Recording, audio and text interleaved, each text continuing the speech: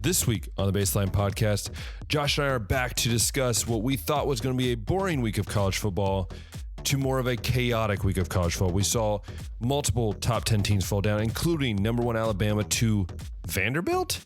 And then we also talk about baseball and how, well, the Reds decided to steal the old skipper from the Indians and say, hey, he's going to coach us now to a championship. I don't know. We'll see what happens, but that's not everything. We also talk about the sadness of the Browns and what is happening to them right now. All that and so much more coming up on the Baseline Podcast. Hey, everyone. Welcome back to another episode of the Baseline Podcast. I'm Ben. That's Josh. And we are here. It's middle of October. Well, it's not really middle of October. It's getting closer to the middle of October already, which is wild. Baseball is alive. October baseball. NHL has started. NBA is right around the corner. College football is full go. NFL is happening. Josh, we say it every year. This is like our favorite time of the year. It's just full of sports. So before we get into it, Josh, how was your weekend? Did you enjoy it? Did you have a peaceful one, or was it a little chaotic with everything going on in the world? Yeah, my weekend was good, and like you said, this is the month to be a sports fan. But yeah, over the weekend, I think I said last week that I was going to be at my friend Mitchell and Mandy's wedding, and that was awesome.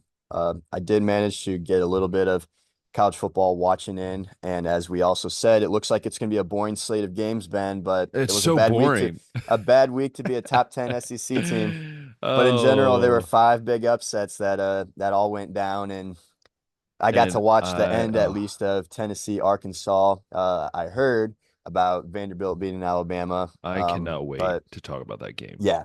But we got college before football though, coming up in the we have show, some but sadness that's just my to talk weekend. about. Yeah. We have some sadness to talk about. And look, I'm going to preface this before we start talking by saying this, that Josh and I have lived the lowest of lows as NFL fans, as Browns fans. Now, we'll talk about it in a second. I just want to preface that because I don't want people to think that we're like, oh, it's like doomsday. But like, you got to realize Josh and I have seen the lowest that a team could ever be. And We to have be seen honest, 0-16, I don't 1-31. I don't see too much difference between those teams. And that's what scares me. And I will let Josh lead into this, but I'm just prefacing that now so that no one gets mad at us and says, we just don't care anymore. And I'm like, no, it's just we care too much. Well, I'll say for myself that I don't really care anymore. It's just I'm numb to it, Ben. Like I'm watching the Sunday game against Washington, and I don't even care if Cleveland wins by 60 or loses by 60. I'm just sitting here watching Jaden Daniels because everybody's talking about how he might not be only the rookie of the year winner, but maybe an MVP candidate too. So I was just more so watching to see what I guess his game in the NFL looks like. But yeah, you're pretty much right. The Cleveland side of things it's absolutely disgusting. Watson's like in the bottom of almost every major category right now. You see the clips of guys being open down the field and him not seeing them, taking sacks, just scrambling for a couple yards, whether that's because we also lead the league in drops and he doesn't trust the guys or he's not seeing them. I don't know. And then everybody's talking about the walking off the field on fourth down, although that would have been a 12-man on the field penalty anyways, and we weren't going to call our second timeout that early in the third quarter to negate it. But yeah, just miscommunication. That whole drive, actually, like we get into goal and to go situation, we take a sack, Jerry Jeudy drops a touchdown, scramble and have to throw it away, and then the fourth and goal, and then you got to end up kicking a field goal because you can't get the right amount of people onto the field. But yeah, there's not a whole lot of difference. It seems like we're making the same kind of mistakes as we did before, and yeah, we got Philly coming up on Sunday, and AJ Brown and Devontae Smith are rumored to be hoping to make their return for that one. So it sounds like it's not going to be another exciting Sunday to be a Cleveland fan. But yeah, that's kind of how I am watching the games, Ben. I'm numb to it, and it's honestly the first time like when they were 0-16, it was doomsday. I cared a lot, but right now I'm just like I don't even care. Like I've gotten I don't know what you'd call it, but yeah, it doesn't affect my day at all. It doesn't mean anything to me anymore. Yeah, I don't know how I feel, man. Like as someone who coaches, right? Like I'm coaching and I've coached for the last couple of years. Like I've never felt numb, about the game of football. Like I coach, and like I trust me, my first year coaching here in Hungary, our Division 1 team was bad. Like could barely score 7 points in a game. Like and I was the offense coordinator, man. It's it's Hmm. hard to watch. But it's just something about watching this team, and I'm just like, I don't get the joy of football. Like I honestly watch the team and I go, I would rather watch a Division 2 college football game than watch whatever this is. Like it looks like the players have lost trust in Stefanski, or maybe that's just me. The view at least looks that way. I don't know. I just don't know, man. I'm so frustrated, and I don't know how else you can put it other than that. Where did the offensive line go? The defense can't make tackles, and the running backs and wide receivers are like non-existent, right? And part of me is like, don't bring Chubb back this year. Let him rest a whole nother year. Let him get completely healthy. Trade Amari Cooper because he obviously doesn't care at all. And to be honest, bench Watson. And I know people are going to at me at that. Well, you paid that much money. I don't care at this point. You can't get any worse than what it Mike is. Greenberg had a good segment on that whole thing. No, yeah, it just you can honestly you can't get any worse. Tell me how you can get worse than what it is right now. You can't. Yeah. And so why not put Jameis out there? And again, this just goes back, and I think it was a Browns radio show host up in your area that was talking about this. Like you were so worried about the deal that you made to bring in Watson that you gave up Joe Flacco, who had won over the hearts of the fans, who won over the hearts of the team, and who was honestly playing the best ball he's played in years, and you didn't re-sign him because of this like clash that could happen in the locker room. Well, hey, Deshaun, yeah, the clash is because you're not good anymore. And that's just a reality. And to me, if I if I'm the GM of the Browns right now, I'm seriously thinking about what to do in the offseason. Seriously moving on and say maybe I draft a quarterback. Yeah. Like I said, Mike Greenberg had some good takes on it. Dan Orlovsky had some good takes on it. Stephen A. Smith had one of the most off the wall comments. He's like, if Deshaun Watson was arrested for being this awful, I wouldn't even care or something like that. But yeah, I think Greenberg's the one that talked about it'd be 172 million dead cap if they cut him Who cares? next year.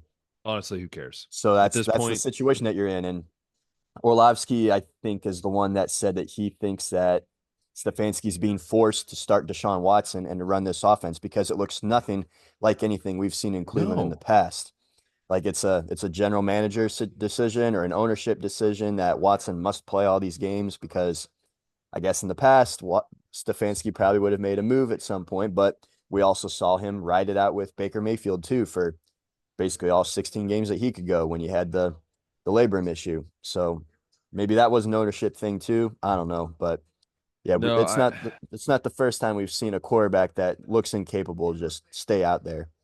and Browns fans, if to be honest with you, I would not be shocked if Amari Cooper is traded in the next couple of weeks. That's the one guy that I really wouldn't be shocked if he's gone. Yeah, That's the he one could. guy I don't see staying at all at the end of the year. Yeah, he's right now a wide receiver that has a very team friendly contract. They wouldn't have to pay him a whole lot.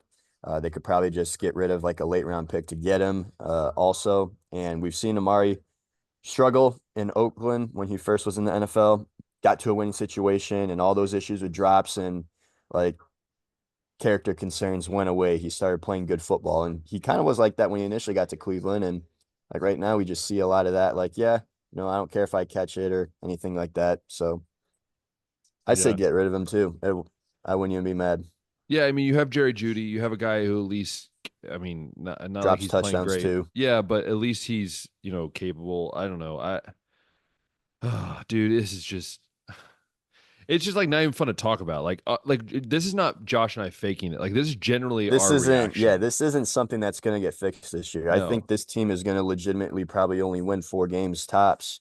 Yeah, and this is Josh and I's actual reaction. And if you want to know what we're like right now, like this is not like what we talked before the show, like, hey, let's be really down about. No, this is generally how we feel. Like this is our true emotion about it.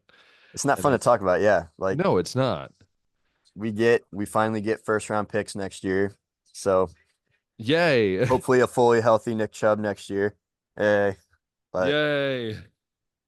Yeah, this isn't a fun team to watch right now or No, talk about. no, it's true. But you know what is fun to watch, Josh?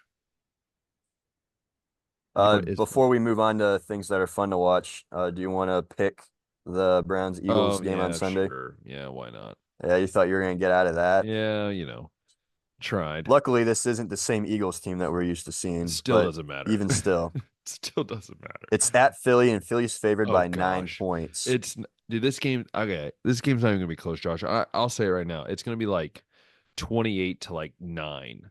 Like this game's gonna be just ugly and not fun to watch at all. I'm gonna say 28 to 9, and I can guarantee the Browns will not score more than like 9 points. Well, I will remind you, before they had their bye week, they lost to the Falcons by one. They only beat the Saints by three, and then the Buccaneers took it to them before that. But it looks like the Falcons are going to be a good team. The Buccaneers are definitely a good team. So it's it is what it is. I think though, especially if AJ Brown and Devontae come back, like this isn't going to be a close matchup. Like this could be like a 30-10 final score, honestly, and that's where I'm going to go ahead and plant my prediction. Yeah, it's gross. It's just awful. But anyways, something fun to talk about is we're going to talk about baseball here for a second before we move to college football, because obviously that's our big topic of the week.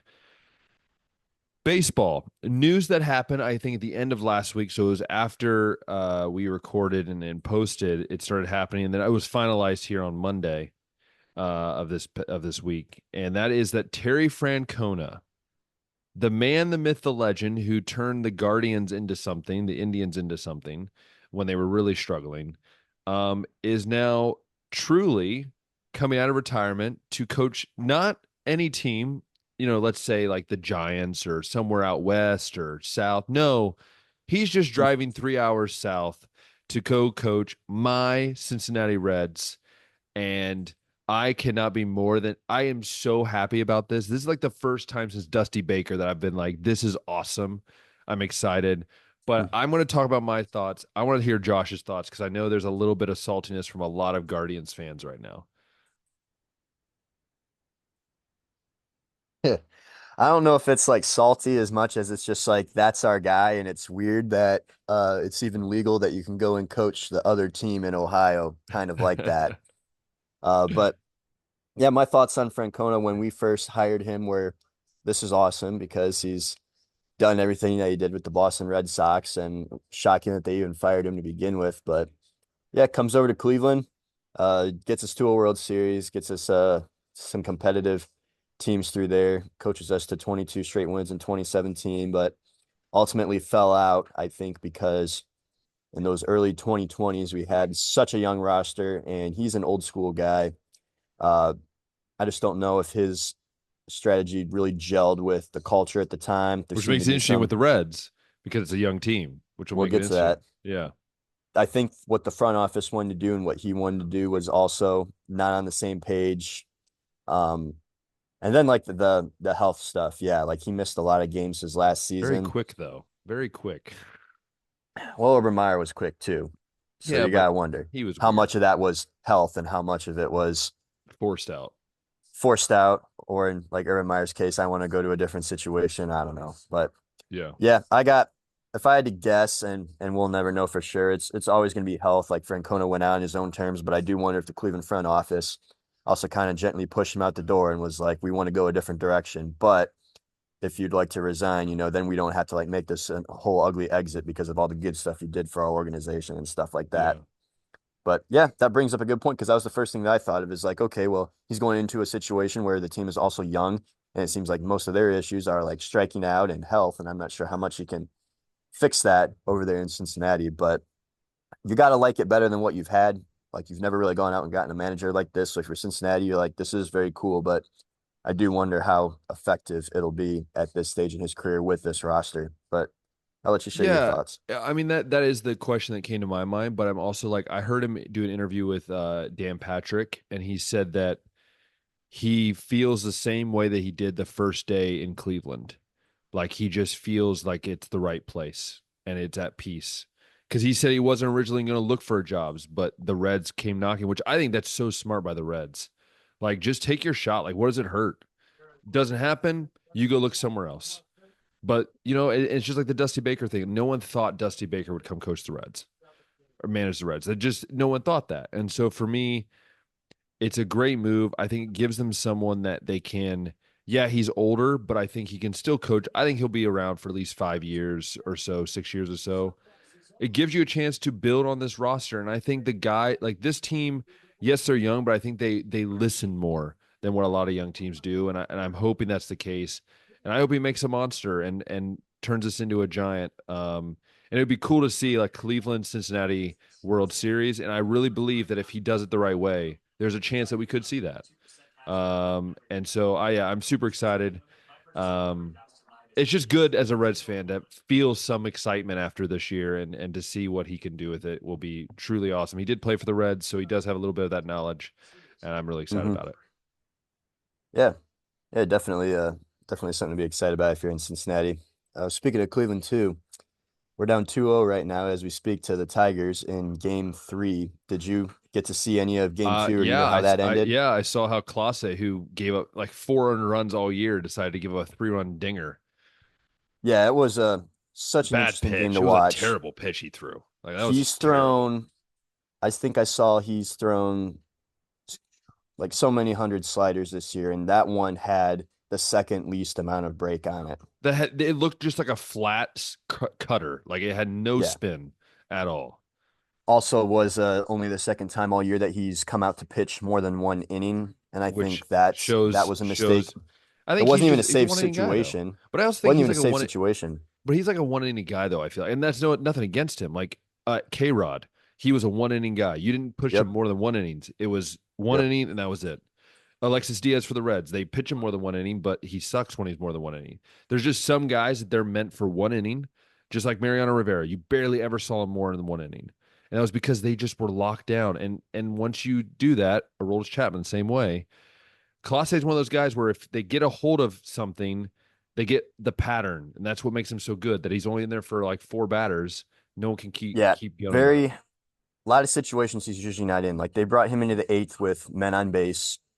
He was able to get out of that. But yeah, just a I don't know why they took Boyd out as early as they did. I don't know why they took Cade Smith out as early as they did. Like they were, I don't know, panicking or just trying to overmanage a little too much. And then yeah, you bring in Classe into the eighth Now you're in a hurting. Now situ. you're hurting for him for the future of the series. You're putting him in a jam that he's usually not in, and then yeah, we're not even in a safe situation at that point to begin with. So the way that we were not hitting the ball off Scooble, I don't know what would have made him confident that we were going to score in the ninth and then actually have a save situation in the bottom of the ninth. But yeah, two on, two out, and yeah, Class A gives up a home run, 3 runs after, like you said, just it was 5 earned runs all season long. So we're down 2-0 right now with Cobb on the mound, and I will say this, Ben, if this series goes to 5 games, comes back to Cleveland and Scooble will be pitching, I don't think we're winning the No, series. no, you're We not. got No, to you're win not. it here in Detroit. I mean, I hope that's a cold take here. And when this episode comes out, will probably be when game five's happening. But the way that Scooble looked, dude, if he comes in game five and he's the starter, I think we're losing the series. Hey, sometimes these things happen, Josh. Sometimes This those is things happen. also this is also, I think, the first time in division series history that there won't be any sweeps. Yeah, which Everybody is was kind of tied cool. 1-1 after Which two is really games. cool. I think for me at least, I thought it was really cool. Yeah. It's baseball. Any series that you've Yeah, gravitated to the towards the most so Dodgers far? still are the Dodgers. I'm sorry, I had to say it. To me, watching that series, like Otani obviously had a first great game, the first game, of postseason, but it's like there's just something that I just knew in my heart. Like the Dodgers are going to be the same old Dodgers and they're just going to fold. Like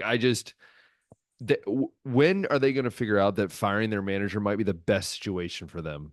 Honestly, even if you are a winning team, like if you can't get past the NLDS, I don't know what's going to keep you from doing that. Well, the Padres were my World Series pick when we Yeah, that's started our true. discussion on the playoffs, and we're seeing a lot of reasons why for that. But you're absolutely right. Like I do love that series next to like the Cleveland one, since I'm the most invested in that as a fan. The Padres Dodgers one, I love seeing everybody chirping at each other. I love seeing Oh, I fans love getting it. involved and throwing things on the field. Like we're literally a benches clearing brawl away from this being like what the Red Sox and the Yankees used to be when we were kids. And I hope it Oh yeah. happens.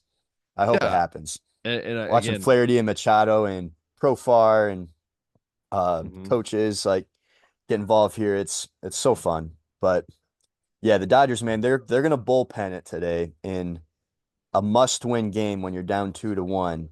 As the team that's the one seed, the highest payroll in all baseball is gonna bullpen it, Ben, in a must-win game on the I, road. the Dodgers You just don't trust love all to. that money? Jeez.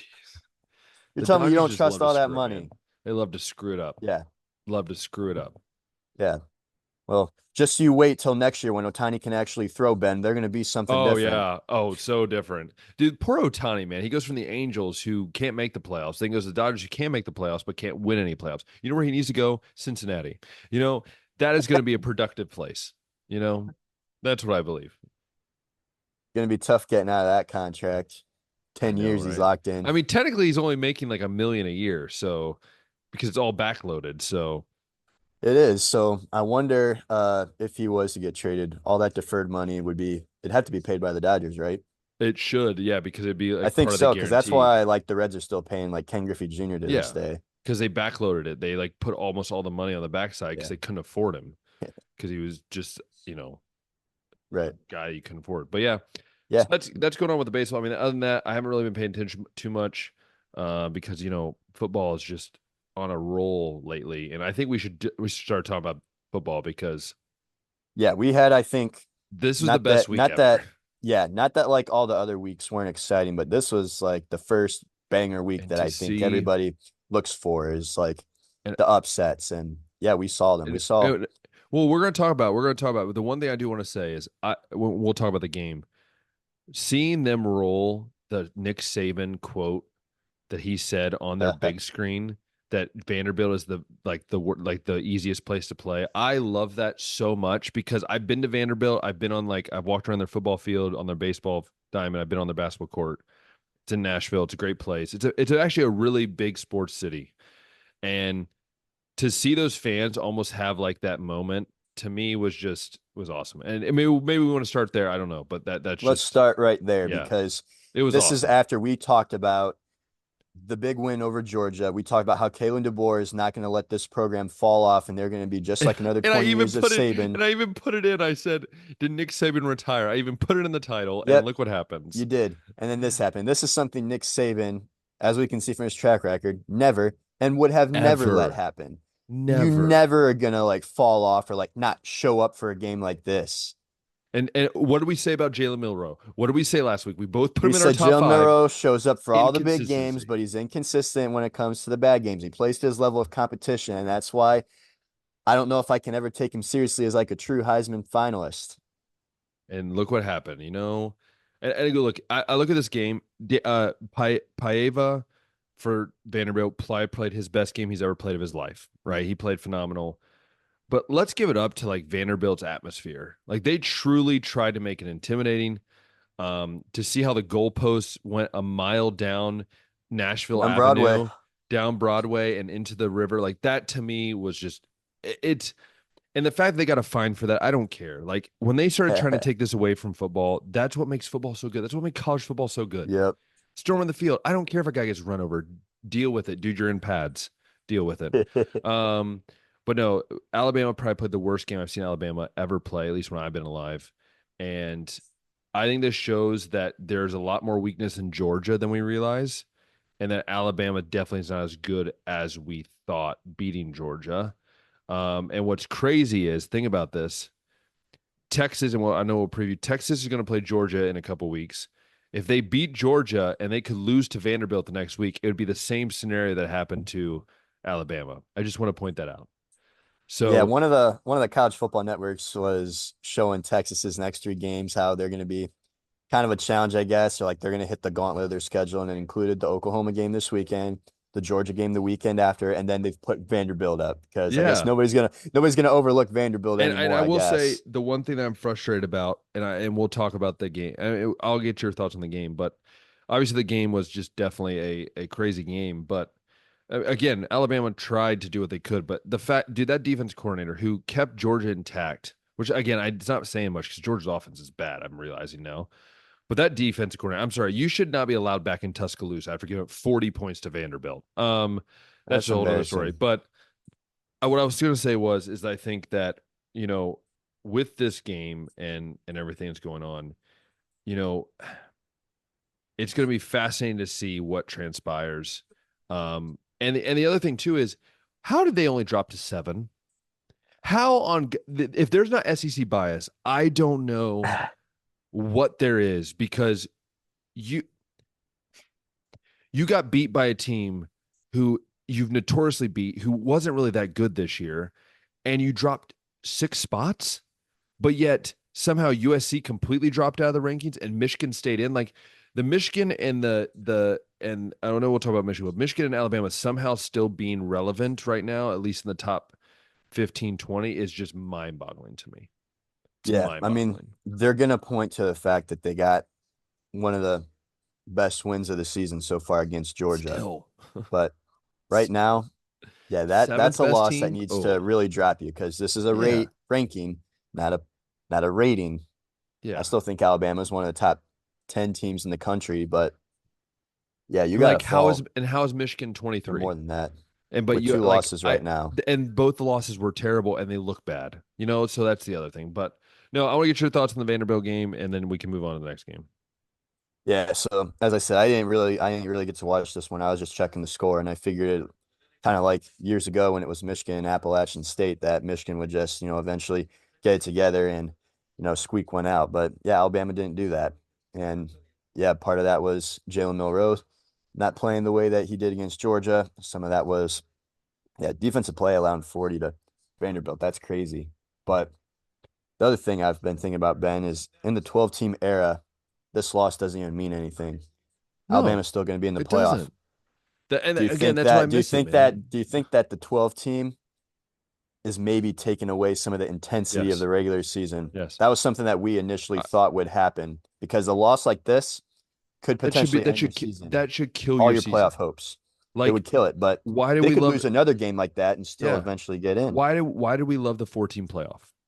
Because it was the 4 best teams and it sucked if you lost a bad game. Like it hmm actually It sucked. maintains that greatness of the regular season that college football And has. that's why I It's the always best believe regular and that's season in why all sports. always Every week is a playoff game. I always believed it was an 18 playoff would be the best 8 team because it's just 4 more and if you still lose it's still going to hurt you. 12 is just like, well, you might as well just pencil you in.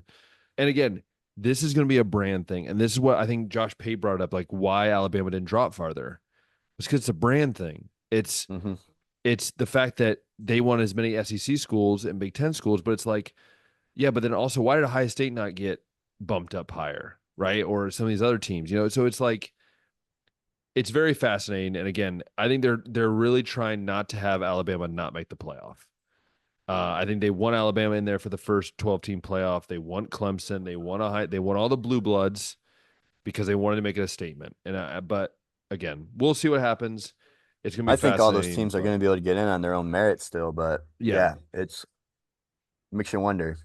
We'll yeah, have to see a few more of these games, but yeah, Notre Dame, Northern Illinois, like that should have shattered most team seasons too, should have but shattered you. Notre Dame hasn't lost since then, and looks like they're going to be okay even if they lose another game. Yeah, true. Let's talk about more of these upsets though. Yep. The one that I got to see the ending of was Tennessee and Arkansas. Tennessee's a fraud. We finally figured it out.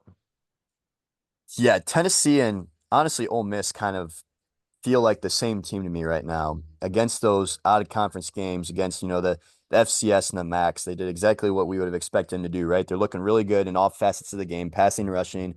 The defense looks awesome. And then they get Tennessee in this case to Oklahoma. And they got a good win, I feel like, at Oklahoma against a really good defense there. Yeah, But Arkansas, if a few things go the other way, they could have been going in that game 5-0. It definitely wasn't a team that you could overlook and like just be like, okay, yeah, it's just Arkansas. But yeah, maybe Tennessee did that. to an extent, and maybe Ole Miss did that to an extent. They finally get to the SEC competition and lose to Kentucky. They bounced back this week against South Carolina at least, but yeah, they don't look like the same teams going against these teams in the conference. So it does make me wonder how, like, for real they are, how strong they are, how much of a shock this is having to go from playing teams like they did those first 3 games of the season to playing teams like they have to now. And there's going to be way bigger games coming up for both of these squads. But yeah, the Tennessee one, yeah, that one also was a shocker to me because they've been in my power ranking. I've been expecting them to keep playing the way that they had. But yeah, shout out to Arkansas getting the job done, Yeah. getting a big win for your Arkansas got the program job. like that. Arkansas got the job done. That's half the battle, right? Get the job done and move on to the next one. For sure. Um, which other top 10? Missouri Oh, also. but We came, we've called this since like week 2. We've been saying this. Like have we? they're no, because we've been saying like we haven't said they're going to lose, but we've said like this team does not look like the same Oh, team. It yeah. looks very weak.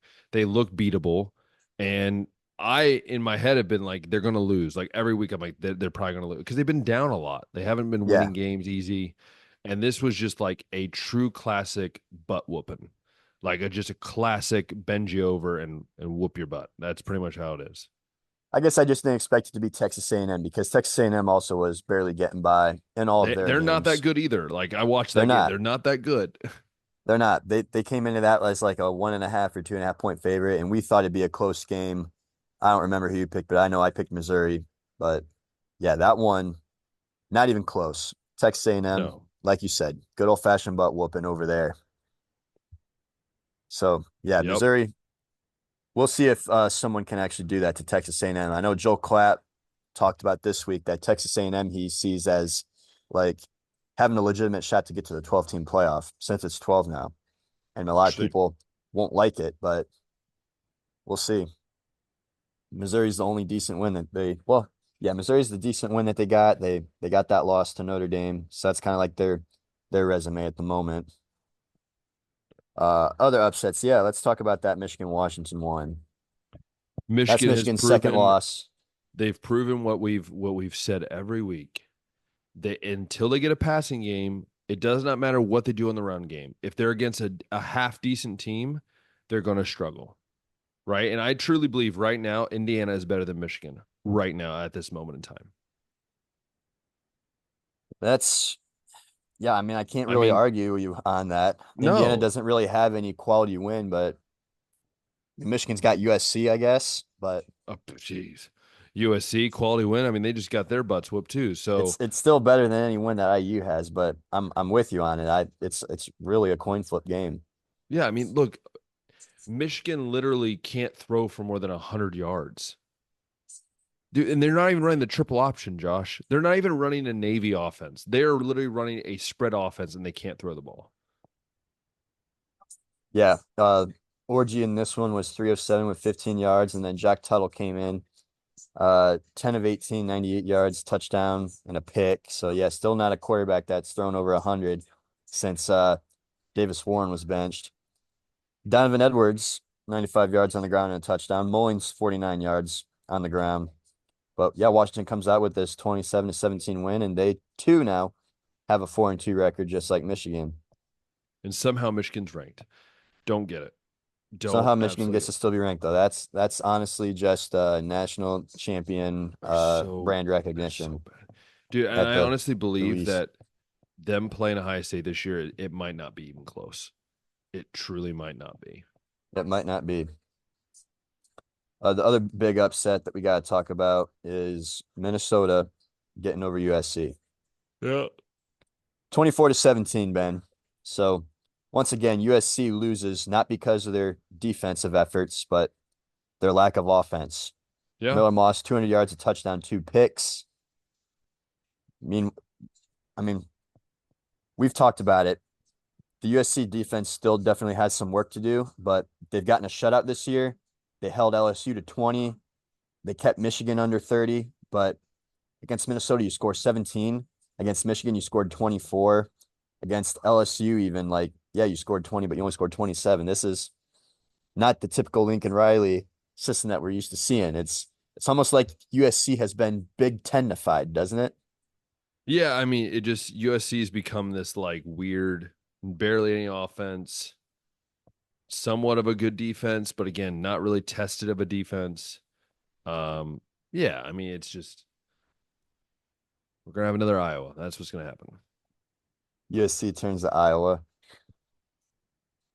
We talked about, I think, how fun it would be to see a USC Iowa matchup with USC being typical USC and Iowa being typical Iowa. But yeah, we won't even get to really do that if Lincoln Riley continues to trend this way. Yeah, it'll be interesting to see for sure, and I'm interested to see what happens the rest of the year. Yeah. I'm checking see if there are any other scores really worth noting. I know that Miami once again escaped due to a They're call not a top near 10 the end of team. the game that got changed. They're not a top 10 team. They're still Watching that undefeated, but game, those ACC refs, man, are really they're trying to keep so an bad, an dude. They're so undefeated bad. team for the brand, man. I don't Also, know. Florida State is bad. That's what also we learned. Florida State is also bad. And Ohio State has a freaking Jeremiah Smith who somehow is just keeps he fumbles the ball and then like 3 plays later it gets a one-handed grab. I just don't get it anymore. Yeah, Don't that get it. touchdown catch once again. Yeah, The best part of that whole touchdown catch is when the guy's holding on to him and he catches it and he just stares at him, pushes him away. Like, dude, get off me, yeah, kid. Get off me. yeah. Oh yeah, what a heck of a weekend! And yeah, last weekend was the week of upsets, and this weekend, Ben, is the week of all the Oh, big time and matchups. before we get into that, there was an announcement that the D1 committee has officially shortened the transfer portal from 45 days to 30 days, which is big news. And also, they are eliminating the national letter of intent. So the national letter of intent will no longer be a part of the system in order to go play at a school, which So is does there no worry like me. signing day? There, there is because I think it said something about like the financial agreements have to be met at that time. So I think there is, but it's not like a. I'll have to read into it more, but I'm really guessing that it's the pressure from NIL other deals falling people through. that it's like the money wise loss. Um, but that does worry me if you're a coach, like how does that affect you? Is it like, let's say you did have Jeremiah Smith and you had him committed, he was ready to sign with you, but then at the last second he decided, oh, or he signs, but he's like, I don't want to stay here anymore. Hmm. That's what worries me in that sense. Yeah, you're gonna see a lot more flips with that. Uh, Not that like national letter of intents mean anything with the whole Jaden But it Rashada gave you case, but it but gave you like just enough to hold on to yeah, the guy. yeah, enough that it's like they're not gonna like throw a fit about it because of all Yeah. the work that it has to be. But yeah, that will be interesting. But this week, anyways, should we preview or do you want to do our Heisman picks before we Let's go preview? ahead and give our power ranking and Heisman Yes. picks Shall I going re- into this new week shall I because review? I'm very curious to see how you came up with a top five because honestly, after Ohio State and Texas, I think you could randomize the next 3 through 9 in any order you felt like True. at the moment. Should I give you our review from last week so that people know? Review it so that So they know how much we're flip flopping. yes, Josh, you had Georgia 5, Tennessee 4, Alabama 3, Texas 2, Ohio State 1, which looks terrible now that you look at that. Mine looks worse. Then I had Tennessee 5, Miami 4, Texas 3, gosh, Alabama 2, and Ohio State 1. I look miserable for that. So I'll just give you mine, and then you can give me yours, and then we'll break down obviously Heisman one by one. But Sure. um, for me, Ohio State is number one. I think that this is slowly stretching, at least in my book. I'm really struggling to see how Texas is still on the same level until I see the offense improve. Um, so I'm gonna go Ohio State 1, 2 Texas. I think after those two, I agree with you. I was like finding a needle in a haystack, finding a team that was worthy. I I might surprise people here, and I'm gonna this drives me nuts when I'm about to say this. You're gonna hate whatever team you put there. Yeah, I'm putting Penn State at 3. I like honestly, I'm looking at a team who's they've struggled, but generally their defense has played really well. Their offense has not looked terrible. It's looked somewhat competitive. So I'm going to put Penn State 3. 4, I have Georgia. I think Georgia's still a top 5 team. Again, they were right on the edge of mine last week. And then 5, even on my list, I have like, I don't know. Um, I want to put Miami, but I just don't trust them at all. So for me, 5, I'm going to just put Oregon for now until after this week. But it was toss up between Oregon and Miami. Miami played so poorly. I just don't think that they're a top 10 team right now, or top 5 team. Sorry, right now. That's mine. So I'll repeat it. Ohio State 1, Texas 2, Penn State 3. Georgia 4 and Oregon 5. Yeah, man. So 1 for me is Ohio State. I think that as this team continues to get in rhythm, that's going to continue to be the case. And honestly, you could put Texas at 1 too. I think they got just as good of an argument.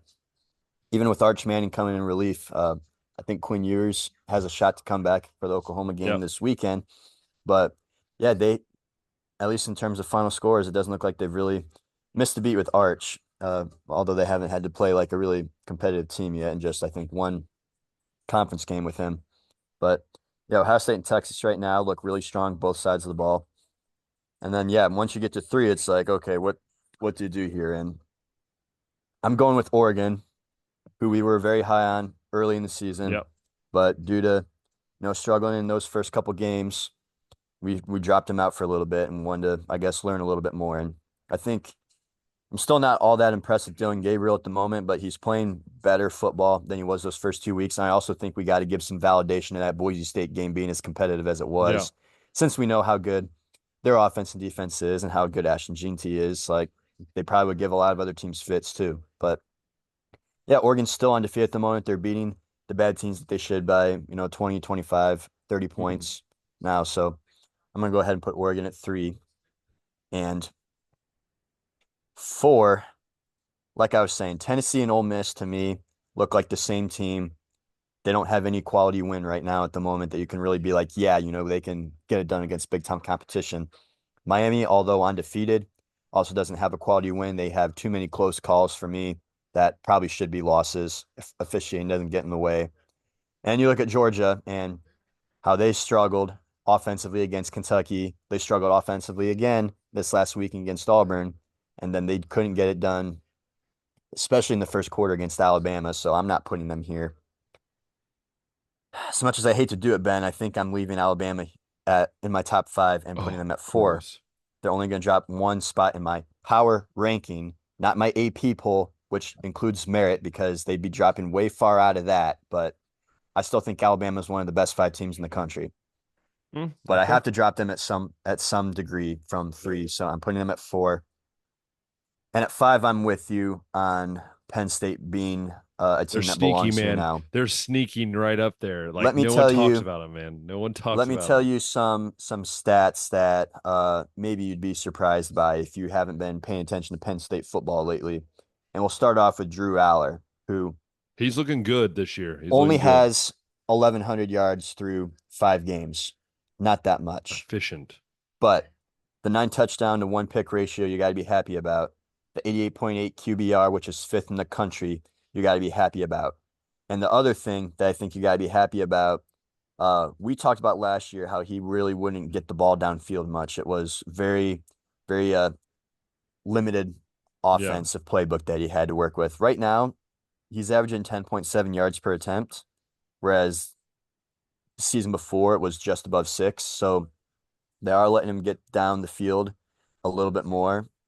I'm going to go ahead and check where exactly that all adds up to as well. Yeah, so that yards per attempt is also 5th in the country right now. So got to be happy about the way Drew was playing. And then Katron Allen and Nicholas Singleton seem to be also trading punches in that run game. The defense, although Illinois is really the only test they've had all year, is ranking top 10 in a lot of major categories. The yards allowed, the points allowed, the third downs, like those kind of things that are all important. Like the defense is up there. So Penn State USC this weekend isn't going to be as exciting as we initially thought, but I think Penn State Ohio State, if things Well, that's fall gonna be into good. place like they could, we could have a 1-2, a Yeah, 1-2 Ohio State Penn State matchup. yeah. So Again, I agree to with review, you on all those. to review my five: Ohio State, Texas, Oregon, Bama, Penn State. I hate it. You can fight me on it, but I dare you to try to tell me a reason why someone's better than Alabama at the moment that's not in my top five. Tell me why Georgia's better. Tell me why Miami's better. Tell me why Tennessee or Ole Miss are better. Tell me why Clemson's better. They didn't lose to Vanderbilt. Um, just gonna hold that one against you. But anyways, let's go over. I would review real quick what our Heisman watch was, and then we'll give it. Jackson Dart was 5 for you. 4 was Cam Ward.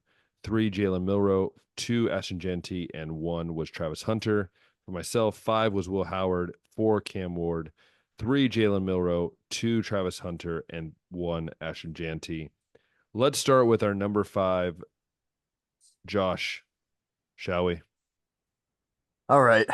You're going to hate me again and probably the audience, Oh, but goodness Jalen gracious. Milrow's at 5. And it's only because I know he's going to have a couple more Heisman moments, but he's not going to be any higher than 5 on this list because, just like I said, the inconsistencies and the bad games. Plus, I don't really have anybody else that I really wanted to throw into on this list after the week. Like, Jackson Dart has 1 touchdown in 2 SEC games. I don't care that he's first or second in the country right now in passing yards because it's all against Furman and Georgia Southern and teams like that. Yeah. So I'm not gonna throw him in the list just because of totals right now. You Like know, I got Jalen Milrow doing it against like good teams, and I'm sure he'll do it again against good teams. But yeah, the Vanderbilt one is a knock for sure. And falling from I think you said 3 in my list to uh 5 now. yeah. And for me, I had Will Howard. That is not the case anymore. 5 is the man child himself, Jeremiah Smith, or we call him JJ. He's making Hmm. an appearance. You remember last week I debated. Last week I was debating at the last minute, but after this game, yes, he had a fumble, but what he can do, they hand the ball off to him. That catch, I have not seen many NFL players make that when his arm is getting grabbed and he's winding behind his body. He's if he gets one-on-one matchups, he's unguardable. There's no one defending him one-on-one can stay with him. And so I'm super impressed by him, and I think he deserves the attention. I really do. Someone will say, "Well, Ryan Williams," I'm like, no, he didn't lose to Vanderbilt, JJ. So, um, for me, Jeremiah Smith deserves the recognition, and I think he will be there. He'll at least be up there by the end of the year, because he's going to have over 1,000 yards easily, and blow away every Ohio State record, at least for freshmen. He makes the plays, but yeah, I don't think I can throw Jeremiah at least ahead of Ryan Williams because Ryan's got more total yards, more yards per catch. I It's think not he's getting like much, 20. but it's not much. It's not much yards though. I looked at the yardage. It's not that much more yardage. Ryan's getting like 28 yards of reception though too, which is absolutely insane. True, but also again, the touchdowns actually JJ has more responsible touchdowns for as well because he has a rushing Yeah. touchdown plus his like 6 or 7 receptions, receiving touchdowns. Yeah. I just think if you're going to be a receiver that you got to have at least 500 yards at this point, and Jeremiah doesn't have it yet, but he's making better catches than like And most of these guys are. let me ask you. We talked about this last week. What is part of the voting for a lot of these voters? Is what the what factor? The Which wow factor? factor. It's the wow factor, right? Like, and I think if someone said it, I think RJ Young said it best. There's so many people that vote for the Heisman now. A lot of them don't watch every game, but they see highlights. And what are the highlights they're seeing of? Right? Is JJ Seen a lot of Smith, Jeremiah Smith highlights. yeah, literally getting held by one dude with a face mask wrapped around his face, and he's catching the ball with one hand. So for me, that's where I think him goes there. But again, that is just my opinion. Now let's hear your fourth. All right, 4 is a new face, I think, for both of us, and I'm going to throw Caleb Johnson on here, who is pretty much behind Jeanty in all But the he also major had a running back terrible categories. this past week. It's this past week. I thought they were on a bye.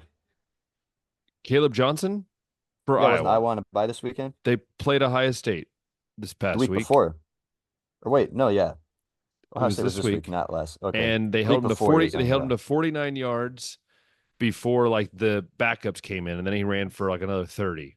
So interesting pick. That's all I'll say. Maybe not the most Interesting pick. opportune time to put him in, but ended up with 86 yards, 5.7 a carry, and Yeah, a but touchdown. again, His worst game of the season. but also if you look when he got all those yards, it was like the fourth quarter when it was like walk-ons playing against him, and they for some reason left him in, which I thought was really weird. They had like all their backups in except him, and I was like, okay, trying to get him that 100 ball, aren't you? We'll defer again to show me somebody else that I should throw in here just because they beat up a lot of bad teams.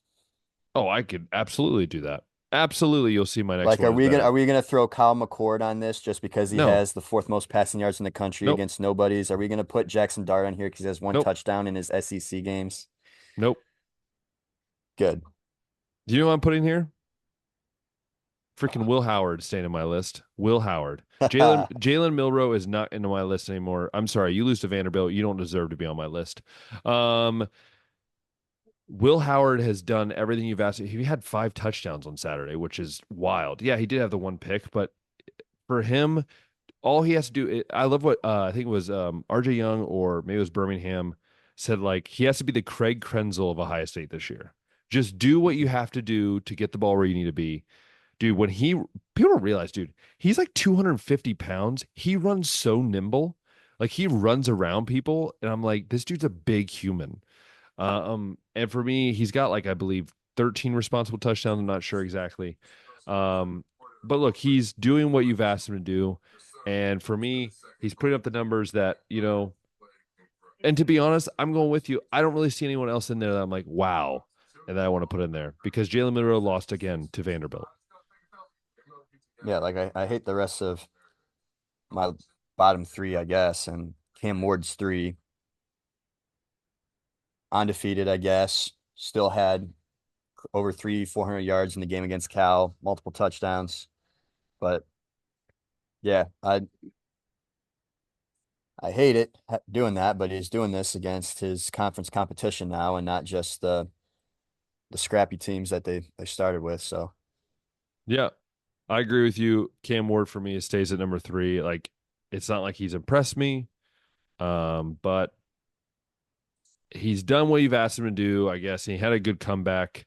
He's throwing the ball well. It's just making some stupid mistakes. He like threw that interception from like I think he came across his body. I think that was him when he came across his body. I'm not sure, but it was just an ugly interception. But anyways, so yeah, for me that is number 3. What about number 2 for you? Please tell me um you've changed. Please tell me you've changed. Travis Hunter had a bye week. It wasn't Caleb Johnson. And I'm not gonna punish Travis Mm-hmm. Hunter Mm-hmm. out of my one spot because he didn't get to play. Mm-hmm. Just like I wouldn't punish Jeanty for not being able to get to play on his bye week. But yeah, Ashton Jeanty and Travis Hunter are far and away the leaders here, as we've said. Uh, once again, Jeanty, another incredible game. Do you have the totals in front of you from this weekend? Yes, he had I believe it was 196 yards, I think. Hold on, I could pull it up here. Actually, I have the stats right in front I'm of me. working on it too. Yeah, 186 yards, Yeah, three I knew touchdowns, it was 14.3 188. yards a carry. All that work on 13 rushes. I just want to point out too. I'll read you his stat lines for because I have those up as well. Um, here is this is the crazy part for me, and I don't get it. I really don't. He has 10.7 yards a carry, I think it is. He has 10.7. 10.9. Yeah, 10.9 yards a carry. To me, it's just it's wild. He had 186 yards, 259, 127, 192, 267. The, huh? Yeah, they held him back this weekend. They scored 62 points and he had 13 carries and 3 touchdowns. This guy is if you see his touchdown runs, they're not easy runs. Like he doesn't make it easy. He's like, I want to run you over. They're And then not want to like the spin goal move. line. Yeah, they're all pretty long. Yeah. But anyways, and for me, Travis Hunter will be number 2 and Janty will be number 1. And I truly believe he has a good shot of winning it if these other teams keep struggling. Yeah.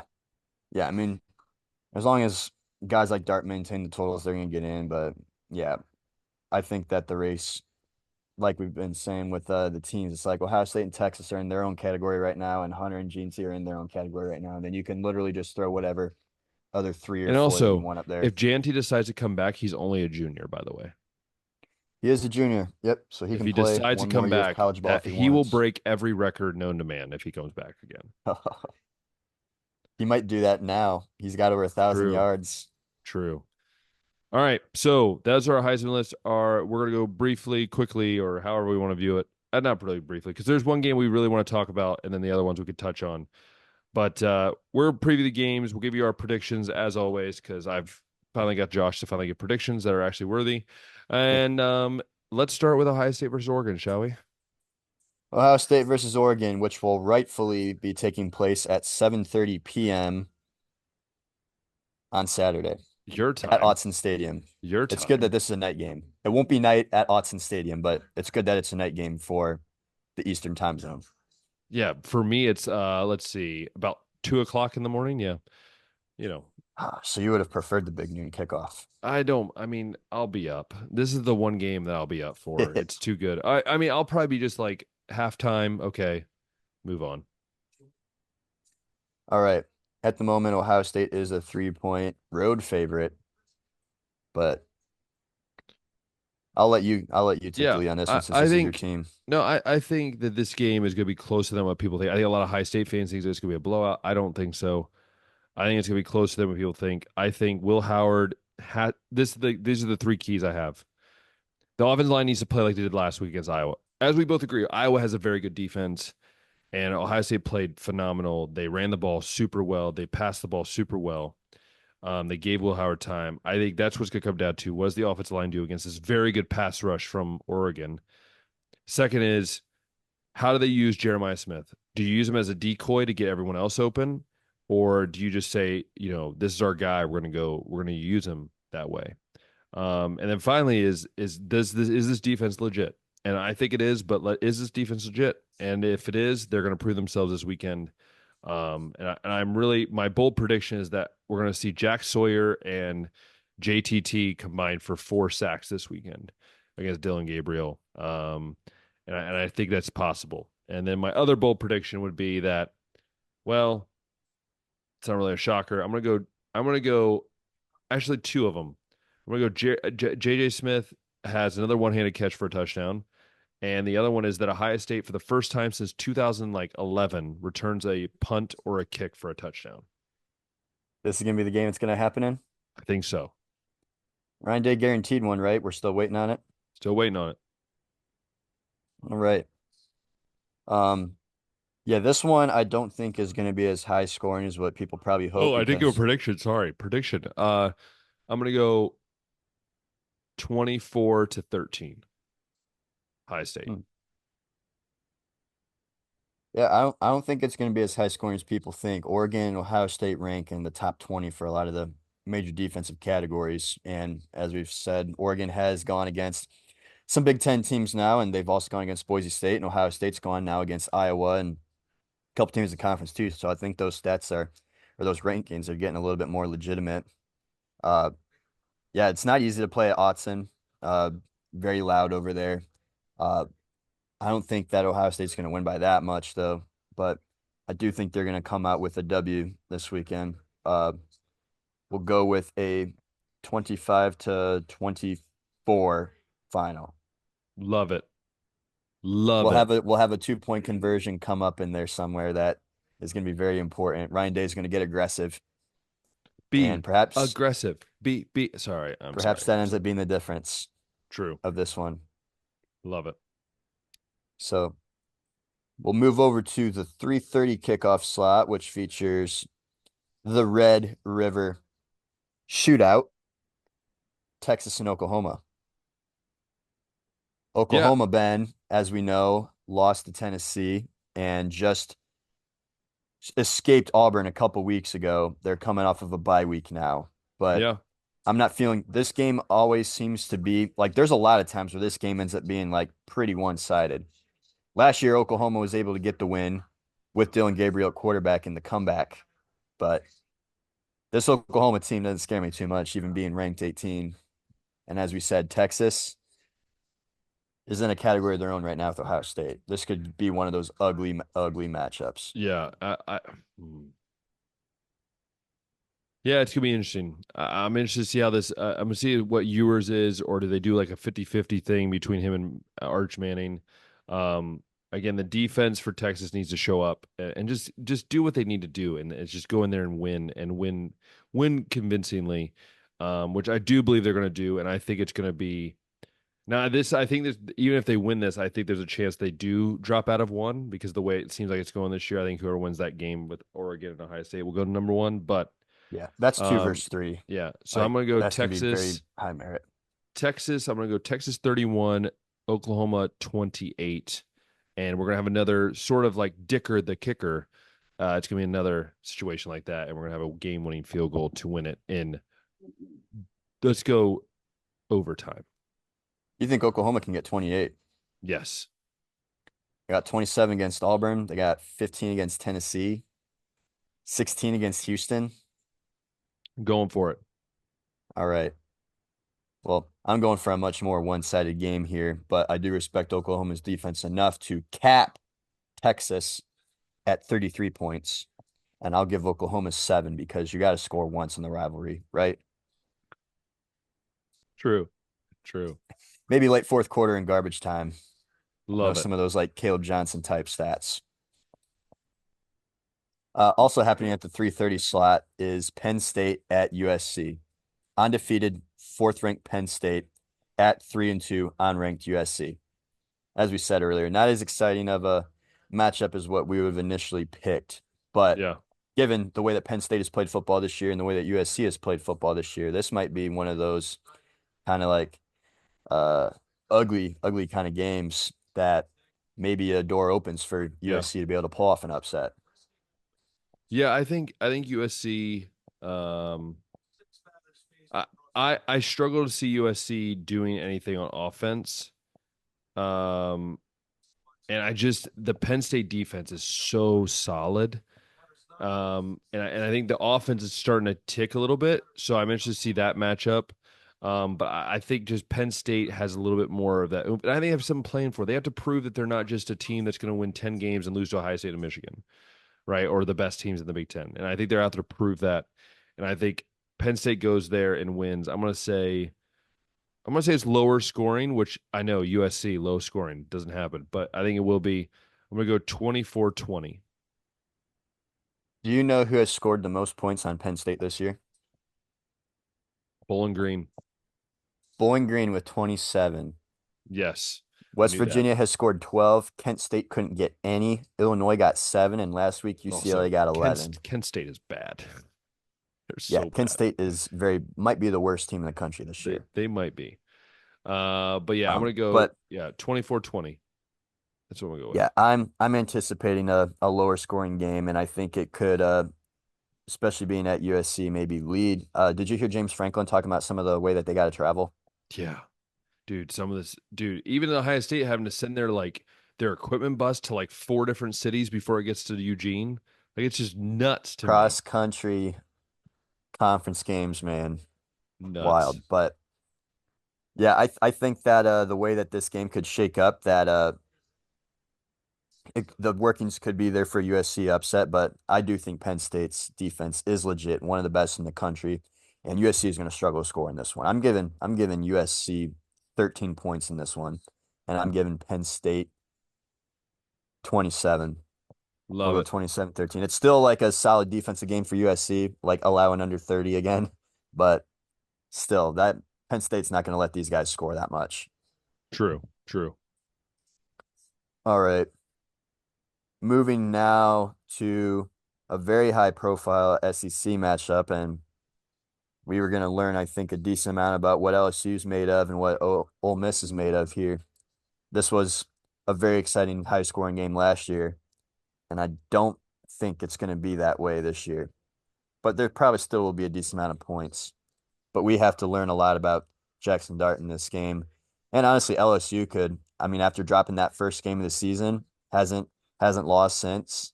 This could Yeah. be another big win for them and spring load them back into maybe the top 10 poll next week. But right now, LSU's the home team, but Ole Miss is a 3.5-point favorite. It's Night at yeah, Baton Rouge is it's such hard. a It's hard hard. environment. And I don't man, I don't the way Old Miss has been playing, Jackson Dart's been playing. Man, I think I might have to pull an upset here. I think LSU might be able to pull one out here. And I'm gonna say LSU because it's just so hard to play there. I'm gonna say LSU wins. I'm gonna say this is gonna be a little bit higher scoring. I think it's gonna be like LSU 38, Ole Miss 35. Yeah. I wish that there's a game that I could look at that LSU has had since week one and be like, oh, that was a really good win against a good opponent. Um, since then they got Nichols. They had the South Carolina game, which they probably should have lost, as we Yeah. said. A lot of things went against South Carolina that game, but they beat UCLA like they're supposed to. They beat South Alabama like they're supposed to. And yeah, right now I just don't think that Ole Miss is really built to go against anybody in the conference at the moment. Or at least it's just they got to get out of this funk. Jackson Dart's got to figure some things out. But yeah, this is more so just me not liking Ole Miss at the moment than liking LSU. But I think LSU can go out there and maybe get like a 38-35 W. I'm picking them to win regardless. Night at Baton Rouge is going to be, I think, too much for Ole Miss to handle. Agreed. The other one that I threw out here, there were a handful that I thought that we could maybe talk about for our fifth game here. Like South Carolina and Alabama, I think is a little more interesting now than it initially was. I think that maybe Cal and Pitt or Arizona or BYU, but I decided to go with Kansas State at Colorado. That is a traditional Pac-12 after dark game that could have some crazy things happen. We've already seen some crazy things happen for Kent State in one of those like after dark games at BYU, just totally lay an egg. Yeah. But we've been talking about, at least I've been talking about how Colorado is probably going to be bowl eligible this year after that statement win at UCF a couple weeks ago. But Kansas State's one of those teams that they can play good defense. They can run the ball very well on characteristic turnovers in that BYU game that led them to lose that one.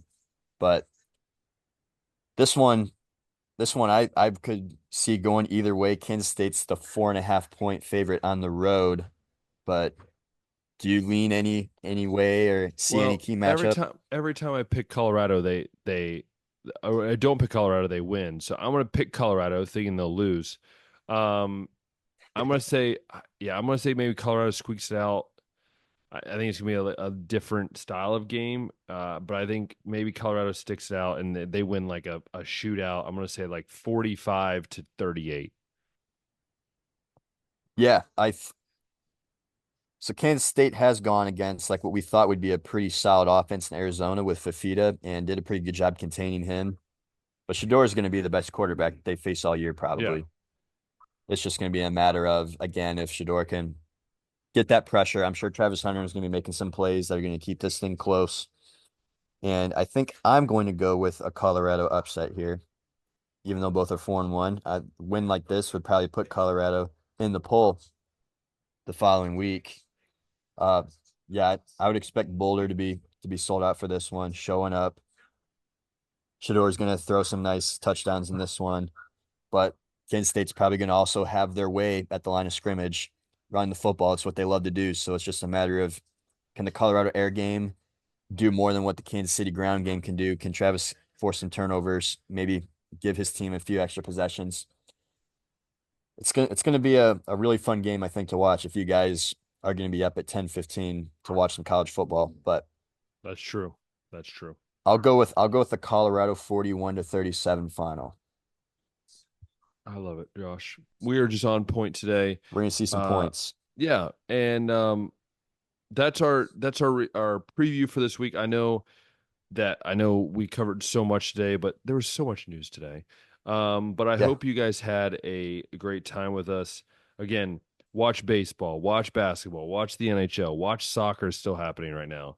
Watch American football, watch any type of sport you love, it's probably on somewhere on TV. All right. Even golf or tennis, right? So for me, it's like such a fun month, and I'm excited to see what this month brings in sports and to see where it goes from there.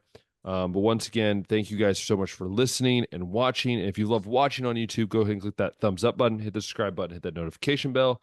And then also, if you listen on Apple Podcast, Spotify, make sure you favorite, like us, add us to your playlist. It means a lot.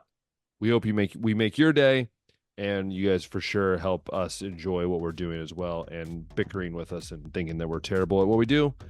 You know what? We are. But anyways, I hope you guys have a solid weekend, a great weekend, and stay safe out there. And until next time, we'll see ya.